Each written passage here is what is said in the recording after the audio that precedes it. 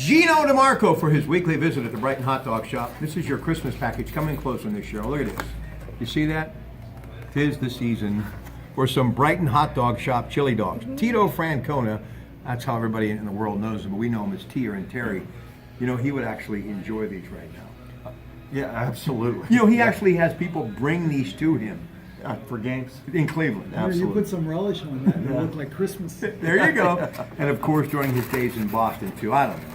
Always think about the hometown this time of year. This is Dan D'Antonio. And, you know, here's something for you. Scholarship, we were talking about the C.J. Better's Holiday Classic.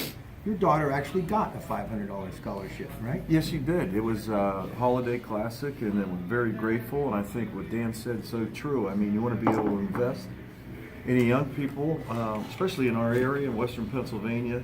And, you know, athletics is a great way to do that. But one day athletics ends, and then they're called into, like you said, hopefully maybe medicine, law, being a TV and radio personality like yourself, and then just being just a guy. Listen, I'm glad you brought it up before we went to tape because I saw it the other day, and I just don't know when to stop giving love and respect because I care about everybody and a lot of people that I've met along the way. I was never fortunate to meet this man, but the basketball coach of all coaches passed away with Geneva. So tell me a little bit about him, Coach Galbraith. Yeah, Ron Galbraith. I got a chance as the athletic director under the directive of our president at that time, Jack White, to go out and find a women's basketball coach. And at that time, Coach Galbraith had just retired as the men's coach at Westminster. So this was really interesting because we're going to our rival school to find a coach. And amazing man. He came in, turned the program around, and went to the national championship playoffs.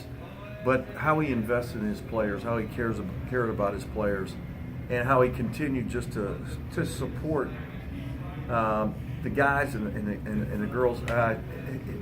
He's just exceptional man, and he's going to be missed by a lot of people. He was truly a legend in Western Pennsylvania hoops. He's like in 6-7 different Hall of Fames, and made a huge impact on me.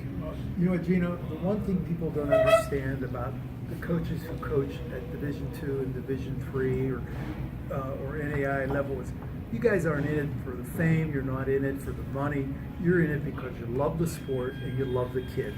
And I see my son was a Division II athlete at West Liberty University. He played football there for Roger Walleye. And you know what? What you guys invest in them is immeasurable. And it's because of the efforts of people like you that a lot of them turn out the way they do. And I think you're all to be commended for the efforts that you make. Cheers. It's a thankless job for the hours that you put in. We get a lot of great kids. I mean, seriously, from this area. Going back 25 years, it's been a blessing to be able to get up. You've been coaching people forever. I'm actually in my 30th senior season. I'm still learning from you every day. When do I graduate? Just give me the diploma. I don't know, but and you can do this. I'm leaving. I tried to recruit his son, and we lost out. Well, we got we wonderful Donna Maria, who is an incredible talent with Intercom Communications, Y108 Star 100.7. Yes. She's the future, and Absolutely. I'm a memory. And I tell you, the future is bright with talent like her. Now, I'm going to talk some football real quick. Tomorrow night, Ted Arnaud and I are going to be talking more about this because it is a huge game and it deserves just more than one night. Ben Roethlisberger, 44-66, 506 yards, 2 touchdowns. Antonio Brown, 13 catches for 213 yards. T.J. Watt, 1 huge sack. That rookie has been absolutely amazing this year. Le'Veon Bell's ability to catch the ball out of the backfield continuing to impress. A Steelers pass rush down lineman has been huge. Ryan Shazier, obviously the big story. He has been missed, especially because he is someone that is a part of that family that is the Steeler organization. And trying to replace his speed on the field, that's another problem. Sean Spence has been re-signed. Vince Williams is there. Joe Hayden is going to get back. He's been practicing this week, so that's a good thing. Steelers are going to try to face at 425 the New England Patriots and get a win for the first time since 2011. Of course, they're coming off that 46-yard field goal, 42 seconds left. Chris Boswell as they defeated Baltimore 39-38. You got Deion Lewis, the Pitt player, 2011 fifth-round pick. Brandon Cooks, wide receiver. Deron Harmon, a safety. Trey Flowers, defensive end. They bring the blitz. They better all the time against Tom Brady. You don't want to give him much time. Time of possession is going to be key. Must establish a run game with Le'Veon Bell. It's key. Turnovers have to stop, and the special teams have to be big. 425, CBS Sports, KDK TV 2, New England Steelers. You first. Gronk. Yeah. He's back. That's a big, big deal. I mean, that's a big body. It's a huge mismatch. This may be a track meet.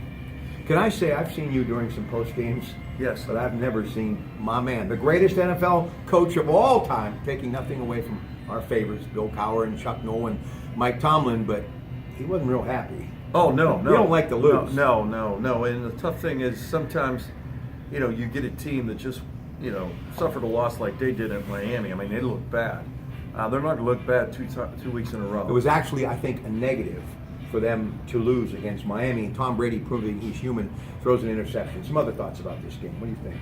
I think, losing Shazier is just, we talked 2 weeks ago about what makes that defense go. 3 weeks ago we talked about it. And we said Shazier, the way that it's all set up was for him, and you could see it on the outside runs as far as the inside backers not being able to get there. These guys know so much more football.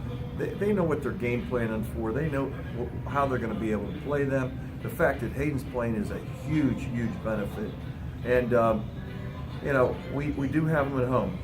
But the thing about Hayden, he's never had great speed. And Brady will air the ball out, no doubt. Hogan is going to be there. Chris Hogan, he's very strong as far as being able to catch the football as well. But Gronkowski is key. He's so good that he actually changed the entire thought process of Bill Belichick in New England years ago to throw to the tight end, and he is a big, big-time factor. The Woodland Hills kid, at least for a senior year. Steelers, New England, what do you think? 4 guys I'm going to be watching for this season. This guy's good, folks. Listen to him. Hayward, Watt, Dupree, and my fellow alum, Tuitt. If Tuitt and Hayward can put pressure so that they can keep extra people back and do the man and have an extra safety or whatever to help out, that's going to make all the difference in the world. Because I think if you get in Tom Brady's face, I know he's experienced and he's got the seniority and everything, but I think he'll flinch. What do you think? Come on, jump in here, Coach. They run what's called just a quick 3-step, 5-step offense, and they're throwing on time on everything. Okay, so actually, if they can push the pocket with the 4-man front, they got a chance. Don't you love Coach Here's speak? the difference. Is okay. There's some people talking about Pittsburgh going into this game with the idea of outscoring people. We ran that offense for a number of years. It's not the better way. I think the way we should look at it are the two teams who does have the better defense, and I would say we would give that to Pittsburgh. All right, now Brady, you got to disrupt the rhythm of him taking the ball and throwing the thing 1, 2, 3, it's off. You got to disrupt that. Whether you get a hand up, or you got the Notre Dame guy in his face, you got the Kentucky kid coming off the edge, you got the guy from Wisconsin, twisting around right now. I mean, you got to be able to do that. And you got the Ohio State guy How coming. important in your situation, in your understanding of the game, is press coverage and disrupting the receivers at the line of scrimmage stuff will be part of throwing Brady off his rhythm? Well, they eliminated that whole thing because of Mel Blount. He changed football, right? And I think what happens, you got to get him within 5 yards in the NFL, and then you can't touch those guys down the field, which is just nonsense. Okay, because the receivers these days are all the prima donnas, and you're going to have to do that. Now, the tough thing is they're going to move Gronk around in different places where they can get the ball to him. Either it'll be a physical mismatch, on a linebacker as far as maybe speed, but it may be a physical mismatch on a corner according to size. So that's the thing with that guy, and you can't personnel it by saying, all right, they got the tight end of the field, we're going to go ahead and run this defense, because they run everything from that personnel group. That's what makes their offense. You got so the last tough. word. If you were a defensive coach, would you consider making a personnel swap and moving one of your faster corners or safeties who's a physical player and putting him in the spot that Shazier was in to get that speed back to that spot? Because speed is all the difference anymore, and that's what Shazier brought. He brought speed.